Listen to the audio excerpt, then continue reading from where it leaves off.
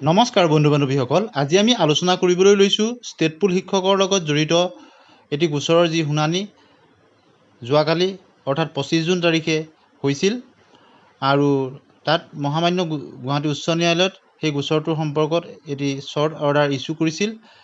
আজি আমি সেই কি অৰ্ডাৰনো ইছ্যু কৰিছে সেই সম্পৰ্কত আলোচনা কৰিম।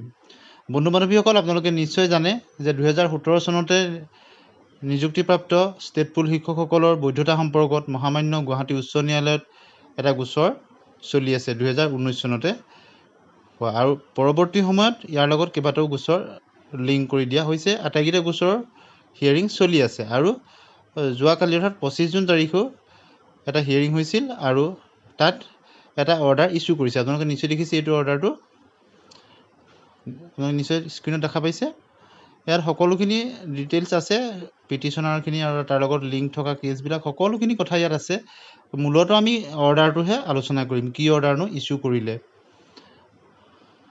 বন্ধু বান্ধৱীসকল, আপোনালোকে নিশ্চয় স্ক্ৰীণত দেখা পাইছে যথেষ্ট দীঘলীয়া অৰ্ডাৰ, গতিকে মূল কথাখিনি আজি আমি আলোচনা কৰিম। আপোনালোকৰ মাজৰ বহুজনেই কমেণ্ট ছেকশ্যনত সুধি আছিল কি অৰ্ডাৰ ইছ্যু হ'ল, গতিকে আমি আজি মূলতঃ অৰ্ডাৰটোৰ বিষয়ে আলোচনা কৰিম। আপোনালোকে নিশ্চয় দেখিছে 31টা পেজ আছে, শেষৰ পেজটোত এইটো আছে অৰ্ডাৰটো লিখিছে 25 তাৰিখ 25/6/2024। আপোনালোকে নিশ্চয় দেখিছে heard learned counsel for the পিটিশ্যনাৰসকলৰ হৈ যি ৰিপ্ৰেজেণ্ট কৰিছিলে তেখেতৰ কথাখিনি মহামান্য আদালতে শুনিছে। On request made by mister S Bora, learned standing counsel SSA list the matter on 18/07/2024।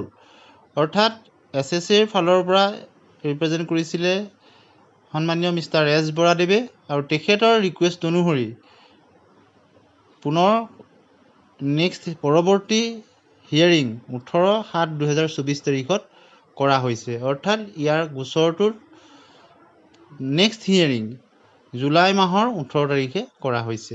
গতিকে এইটো যিটো কালি অৰ্ডাৰ ইছ্যু হৈছিলে আপোনালোকে নিশ্চয় গম পালে, দেখা পালে, আৰু পৰৱৰ্তী হিয়াৰিঙত কি আপডেট আহে সেই সম্পৰ্কত আপোনালোকক জনাবলৈ চেষ্টা কৰিম। আমাৰ চেনেলৰ লগত সংযুক্ত হৈ থাকিব। আজিলৈ আহোঁ, ধন্যবাদ।